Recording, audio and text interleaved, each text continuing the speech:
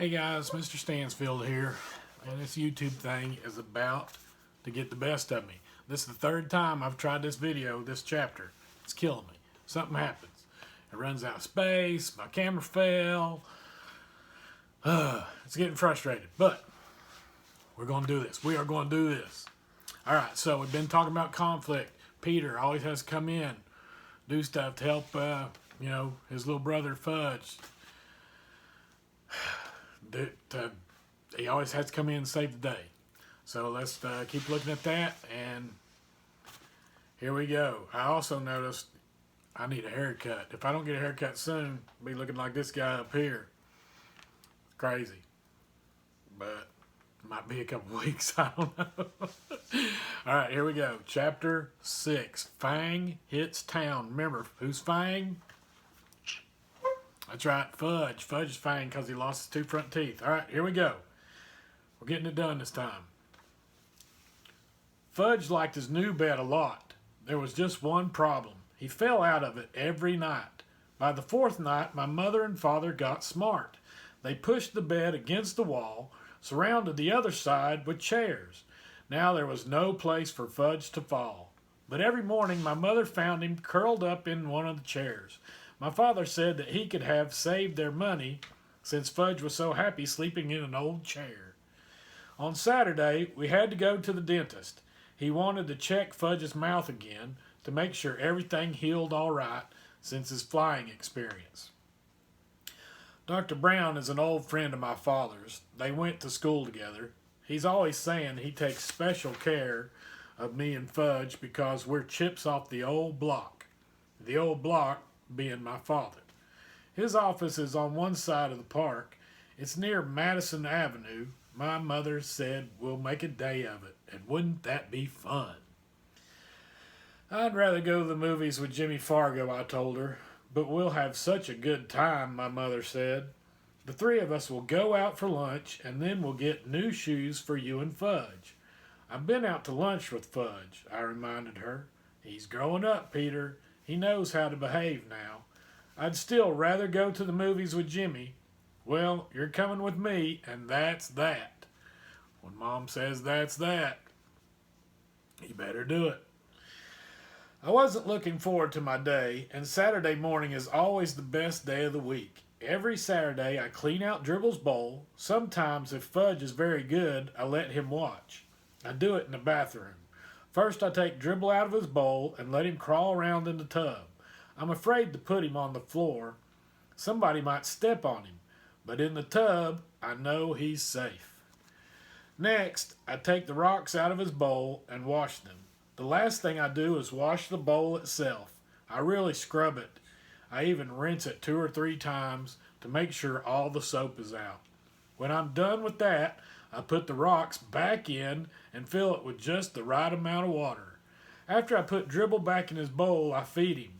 Usually he goes right to sleep on his favorite rock. I guess running around in the bathtub really makes my turtle tired. Today, I finished with Dribble just in time. My mother was rushing, mumbling about getting us to Dr. Brown's office in time for our appointment. When we were outside, we took the crosstown bus, then we walked a few blocks to his office. As soon as the nurse saw Fudge, she said, "How's my favorite patient?" She gave him a hug and a little book to read. To me, she said, "Good morning, Peter." It burns me up the way people treat Fudge. He's not so special. He's just little, that's all. But someday he's going to be 9 years old too. I can't wait until he is. Then he'll know there's nothing so great about him. Soon the nurse said, "Fudge, Dr. Brown is ready for you. Come with me now." Fudge took the nurse's hand. Dr. Brown has this rule about mothers in his examining room with kids. They're not allowed. Mothers are a big problem, Dr. Brown once told me. I agreed.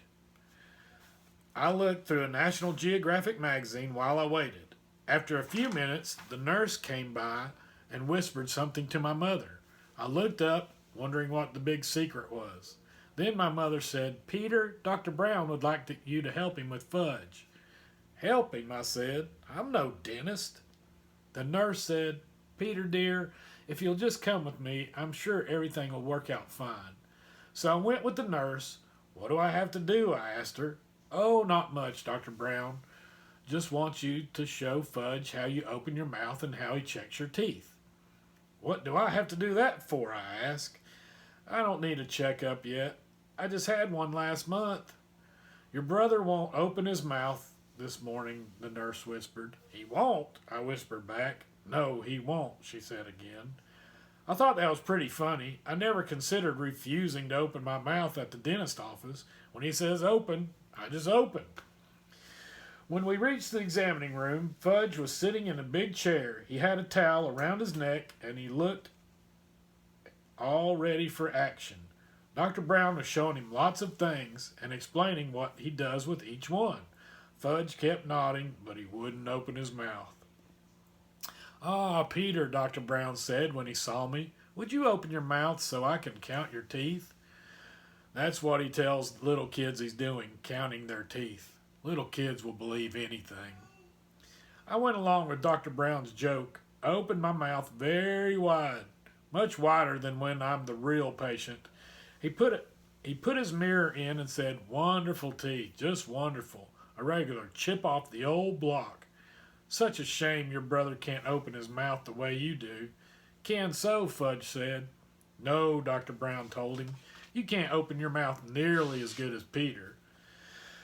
Can so, see? Fudge opened his mouth. No, I'm sorry, Fudge, Dr. Brown said. It's still not as good as Peter. So Fudge opened his mouth really wide. Count teeth, he said. Count Fudgy's teeth. Well, Dr. Brown pretended to think about it. Count, Fudge shouted. Well, Dr. Brown said again, scratching his head, I guess as long as we're here, I might as well count your teeth. So he checked Fudge's mouth. When he was through, Fudge said, see, just like Peter. Yes, Dr. Brown said, smiling, I can see that. You're just like Peter. He gave me a wink. I liked the way Dr. Brown tricked Fudge into opening his mouth, so when he was through examining him, I whispered, couldn't you make Fudge some false teeth until his grown-up ones come in? No, he'll just have to wait, Dr. Brown said. But he looks like he's got fangs, I told him. You better not say that in front of your mother, Dr. Brown said. I know it. She's not too big on fangs.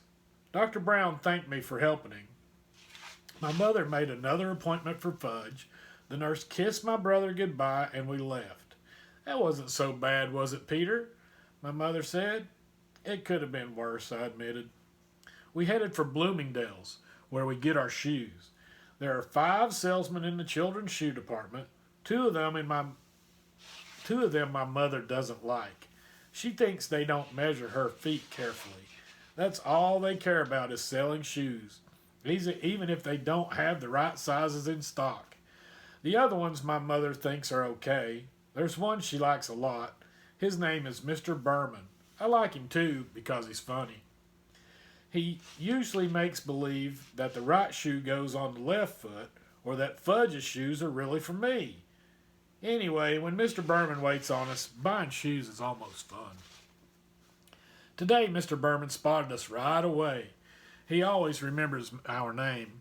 Well, if it isn't the Hatchers, he said. In the flesh, I told him. Fudge opened his mouth for Mr. Berman. See? All gone. His teeth, my mother explained to Mr. Berman. He knocked out the top of his front teeth. Well, congratulations, Mr. Berman said. This calls for a celebration. He reached into his jacket pocket and pulled out 2 lollipops. He handed one to me and one to Fudge. Ooh, Fudge said, lolly. Mine was root beer flavored. I hate root beer. But I thanked Mr. Berman anyways. I'll save it for after lunch, I told him, handing it to my mother. She put it into her purse. Fudge got a lemon lolly. He ripped off the paper and started sucking right away. Now then, what'll it be, boys? Mr. Berman asked. My mother answered, brown and white saddles for Fudge and loafers for Peter.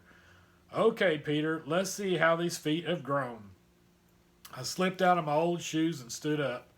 I stuck my left foot into Mr. Berman's foot measure. Then he turned it around and I put my right foot in. That's another reason why my mother thinks Mr. Berman is good at selling shoes. He measures both feet. Some other salesmen only measure one. My mother says feet can be different sizes, even on the same person, and it's important to make sure the size fits the biggest foot. "What color loafers, Peter?" Mr. Berman asked. "Brown," I said. "Same as my old ones." When Mr. Berman went back into the back to look for shoes for me, and my mother noticed a hole in the toe of my sock. "Oh, Peter, why didn't you tell me you had a hole in your sock?" "I didn't know I had one," I said. "Oh, I'm so embarrassed." "It's my sock, Mom. Why would you be embarrassed?" I asked. "Well, it looks terrible. I mean, to come shopping for shoes with a hole in your sock? That's just awful. Can't you hide it a little?" "Where should I hide it?" "Try to get the hole in between your toes so it doesn't show," my mother said. I wiggled my sock, trying to rearrange my hole. My mother sure worries about silly things. Mr. Berman came out with 2 pairs of loafers. He likes to try different sizes to make sure I'm getting the right one. One pair was much too big. The other pair fit fine. "Wear or wrap?" Mr. Berman asked my mother. "Wrap, please," she said. "We'll wear the old ones home." I have never been allowed to wear new shoes home from the store. Don't ask me why, but my mother always has the new pair wrapped up, and I can't wear them until the next day. When I was finished, Mr. Berman untied Fudge's shoes and measured his feet. "Brown and white saddle shoes," my mother reminded him. Mr. Berman went into the back and returned with 2 shoe boxes. But when he opened the first box and Fudge saw the saddle shoes, he said, "No." "No what?" my mother asked him. "No shoes," Fudge said. He started kicking his feet. "Don't be silly, Fudgy. You need new shoes," my mother told him. "No, no, no," he hollered. Everybody in the shoe department looked over at us. "Here's the perfect size," Mr. Berman told Fudge, holding up one shoe. "Wait till you see how nice these new shoes will feel." Fudge kicked some more. It was impossible for Mr. Berman to get his shoes on his feet. He screamed, "No shoes, no, no, no." My mother grabbed hold of him, but he was wiggling all around. He managed to give Mr. Berman a kick in the face. Lucky for Fudge, only had it on socks. "Now look, Fudge," my mother said, "you must get new shoes. Your old ones are too small. So what kind do you want?" I don't know why my mother bothered to talk to him like he was a regular person. Because when Fudge gets himself into a temper tantrum, he doesn't listen to anything. By the time he had thrown himself onto the floor, there where he beat his fist against the rug. "What kind do you want, Fudge? Because we're not leaving here until you have new shoes." My mother said like she meant it. I figured we'd be there for the rest of the day, or maybe the week. How could my mother have been embarrassed over a little hole in my sock, and then act like nothing much was happening when her other son was on the floor yelling and screaming and carrying on? So he's upset. He had a hole in his sock, got fussed at. Here's little brother Fudge rolling all over the floor, throwing a fit, and she's just acting like it's nothing, right? So there's another. "I'm going to count to 3, my mother told Fudge, "and then I want you to tell me which shoes you want. Ready? 1, 2, 3. Fudge sat up. "Like Peter's," he said. I smiled. I guess the kid really looks up to me. He even wants to wear the same kind of shoes. But everybody knows you can't buy loafers for such a little guy. "They don't come in your size," Mr. Berman told Fudge. Yes, like Peter's," Fudge hollered. Mr. Berman held up his hands and looked at my mother as to say, "I give up." But my mother said, "I have an idea." She motioned for me and Mr. Berman to come closer. I had a feeling I wasn't going to like her idea. Here we go again. But I listened anyways. "I think we'll have to play a little joke on Fudge," she said. "What do you mean?" I asked. "Well, suppose Mr. Berman brings out a pair of saddle shoes in your size and—" "Oh, no," I said. "You're not going to get me to wear saddle shoes. Never." Let me finish, my mother said. Mr. Berman can bring them out and you can try them on, and then Fudge will think that that's what you're getting. But when we leave, we'll take the loafers. That's mean, I said. You're taking advantage of him. Since when do you worry about that? My mother asked. Since now, I told her. Look, Peter, my mother said, checking her watch. It's 12 o'clock. I'm starved. Me too, I said. Well then, if you ever want to get home and if you ever want to get some lunch, let's try my idea. Okay, I said. I sat back in my chair while Mr. Berman hurried in the stockroom again. Fudge looked up at me from his position on the floor. Like pitas, he said. Yeah, sure, Fudge, I told him. Mr. Berman came back with a pair of brown and white saddle shoes in my size. I tried them on, and they look ugly. See Peter's nice saddle shoes, my mother said. Now Fudge tries on his nice saddle shoes. Fudge let Mr. Berman get him into a new pair of shoes. See, he said, see, like pitas. He held up a foot. That's right, Fudge, I said, just like mine. You sure can fool little kids easy. Wear or wrap? Mr. Berman asked my mother, while Fudge walked around in his new shoes. Wrap, of course, she said. I wondered what my mother would tell Fudge tomorrow when I wore my new loafers. Oh well, that really wasn't my worry. It was her idea. When Fudge was back in his old shoes and our package was ready, Mr. Berman gave my brother a striped balloon. He offered one to me too, but I refused. How could he think a person in the 4th grade might want a shoe store balloon? That wasn't so terrible, was it, Peter? My mother said as I left the store. It wasn't? I asked. Well, it could have been worse, my mother said. I suppose, I answered.